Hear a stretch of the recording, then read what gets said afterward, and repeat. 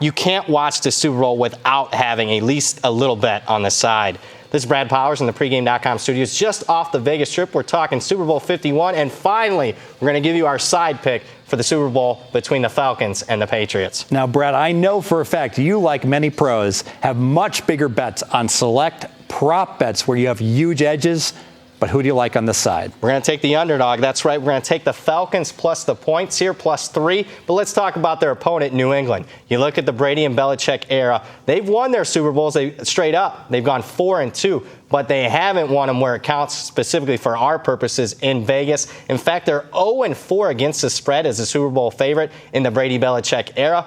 And you look at the stats in those games per our very own David Malinsky, who broke these games down. They're getting outgained in those 6 Super Bowls by nearly 40 yards per game. You look at the yards per play, getting nearly out-yarded by nearly 1 full yard per play when you're taking the differential between the offense and defense. We like that's value there for Atlanta, and we're taking them plus the points. Huge experience edge for the Patriots in most of those Super Bowls. It did not translate into getting off to a quick start. No, it didn't. In fact, you brought this up, a wonderful stat in one of your prop bet videos as far as backing Atlanta in the first quarter. But you look at New England, those 6 Super Bowl appearances, grand total scoring in all of those first quarters, 0 points. And I don't know about you, Fez, but when I'm backing an underdog, I want some early confidence. I want them to get off to a good start. And history says here, as far as the New England Super Bowls, Atlanta should be the team getting out to the early lead. Another reason that I think you could make a case for Atlanta, home field advantage. And I got to say, I'm a little bit on an island here. I haven't heard anyone else mention this.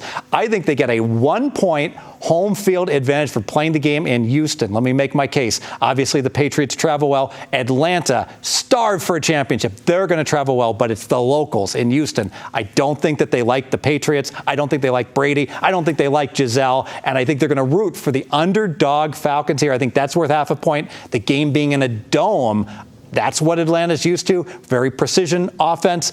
Likes to play indoors. That's worth half a point as well. Add it up. It's probably worth, in my eyes, close to a point. Now, I don't know. I think they might like Giselle. I know. I like Giselle, but I got to be honest with you, Fez. In this one, this didn't factor into my handicap on why I like Atlanta, but got to be honest. When you're dealing with the Super Bowl, you're dealing with a very sharp line, and anytime you think you can get a half point to an extra point of hidden advantage, especially coming from a 2-time Super Contest champion, I got to like my odds. Yeah, and let's look at the strength of schedule also. Everyone knows New England played the easiest strength of schedule in the NFL.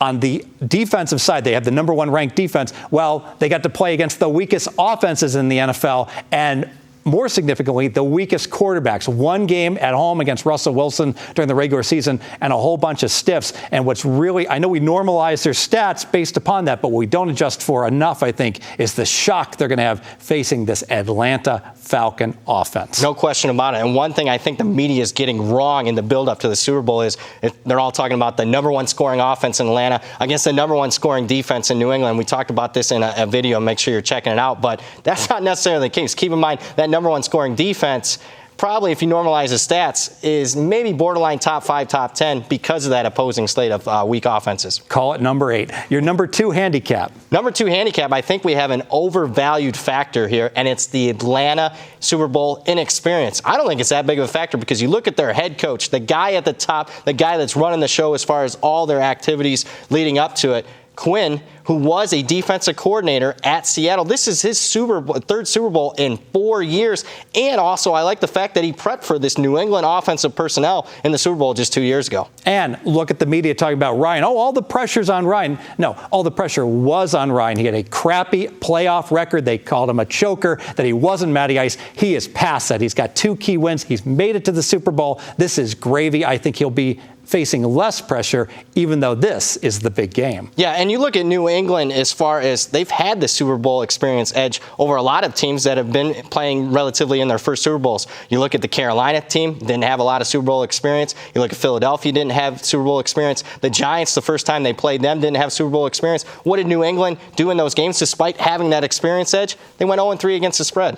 Now, you could make the case that New England has been undervalued all year long. They're 15-3 against the spread. But guess what? according to my power ratings, there was a lot of value on New England each and every week, including last week against the Pittsburgh Steelers. The point spread tax has finally caught up to this team. I have New England rated 10.5 points better than an average team, but I have Atlanta plus 7.5, so the differential is only 3. So no longer does New England have value in my power ratings. Let's make it official. Yeah, let's make this one official. We're going to take Atlanta plus the points. And what we have here is a New England team that might win these Super Bowls straight up as far as the Brady-Belichick era, but they lose them in Vegas. In fact, they're 0-4 against the spread as a Super Bowl favorite, and they also lose the stats battles in those Super Bowl games. Plus, we have an overvalued factor as far as Atlanta's inexperience in the Super Bowl. Their head coach is coaching in his 3rd Super Bowl in the last 4 years. You add it all up, and we're taking the Falcons plus the points. More videos at pregame.com.